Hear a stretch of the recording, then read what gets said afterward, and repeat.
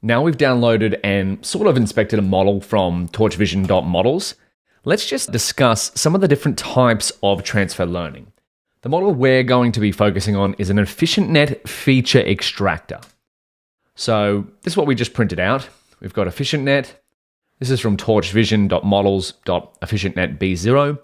Of course, the output will be slightly different depending on the model you have here, but the idea of a feature extracted transfer learning model is quite similar regardless of the backbone you're using. That's another term here, EfficientNet B0 backbone.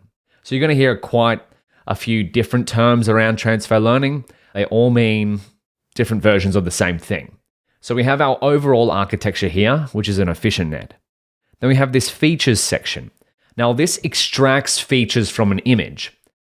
Now, what is a feature? A feature could be almost anything. It could be the fact that pizza is a little bit curved in some positions. It could be that steak is a little bit darker than other foods. It could be that sushi often has many small items on a plate. The important thing in the magic of machine learning is we don't actually tell our model what a feature is. It learns those features. And in our case, a feature extractor, we keep all of these features layers or base layers or backbone layers frozen as they've learned patterns in ImageNet.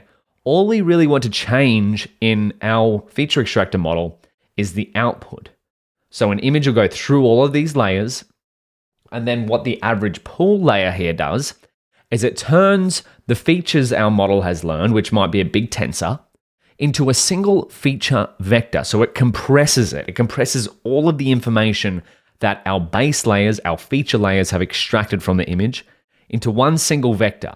And in this case, for EfficientNet B0, the vector will be of size 1280.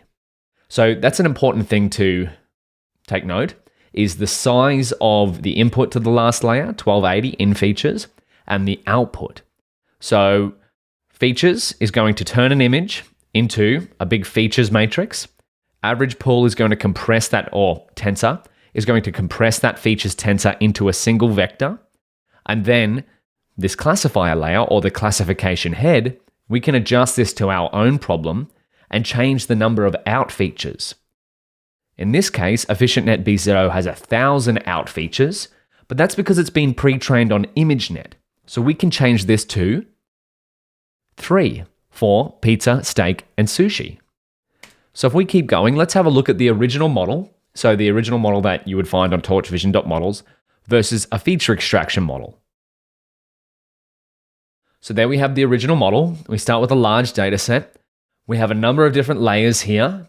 And the number here is quite arbitrary because it will really depend on the architecture you use. I think EfficientNet B0 has something like 200 layers, but you can correct me if I'm wrong. Then we have an output layer with the shape of 1,000 for ImageNet's 1,000 classes. So we use a working architecture such as EfficientNet to create the original model. And then for feature extraction transfer learning, we're going to keep all of the base layers here frozen. That's a terminology you'll hear in machine learning quite often, is with the base layers stay frozen. This means they don't get updated, their parameters don't get updated during training. They've already been learned on ImageNet. So the original model layers don't update during training. So then we create a feature extraction model, and we change the input data and the output head. We keep this the same, these feature layers. So now the input data to our feature extraction model is going to be our own custom data set. 3 classes of food, pizza, steak, and sushi in our case. And then we change the output head, so the output layer gets trained on new data. So this is the only trainable section of this whole feature extraction model. We're going to see this in code in a minute. I just want to talk about this from a conceptual overview.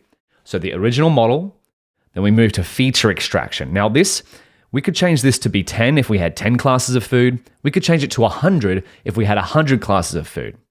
The point being is that the base layers, the feature extraction layers, stay frozen, and that we customize the input data and the output data. So that's the power of transfer learning. And there's one more type. So we've discussed the original model. Then we move on to feature extraction transfer learning, where we keep the base layers frozen. Then the final form is fine-tuning.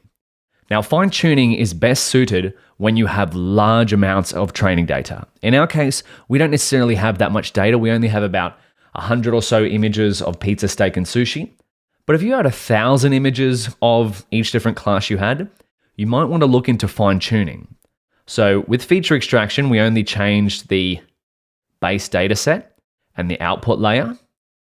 But with fine-tuning, we can unfreeze some of the base layers and update their weights to suit our custom data.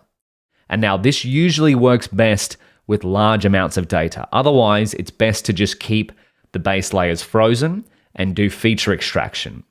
And this order is also important. Usually start with an original model, then move to feature extraction transfer learning, update the base data set and the output head, and then slowly unfreeze layer by layer from the top down when you want to fine-tune your model. So we're focusing on feature extraction. We're going to see that in a second. And if you want a tabulated version, we're not going to spend too much time on the tabulated version because it's what we've just discussed, but this is just for reference later on if you'd like to inspect that. We have different kinds of transfer learning. We can have the original model, unchanged. That is if you have the exact kind of data the original model was trained on. We have feature extraction, which is very helpful if you have a small amount of custom data like we do. And then finally, you have fine-tuning, which is helpful if you have a large amount of custom data. But the order of this is also important. You start with an original base model, also called a foundation model.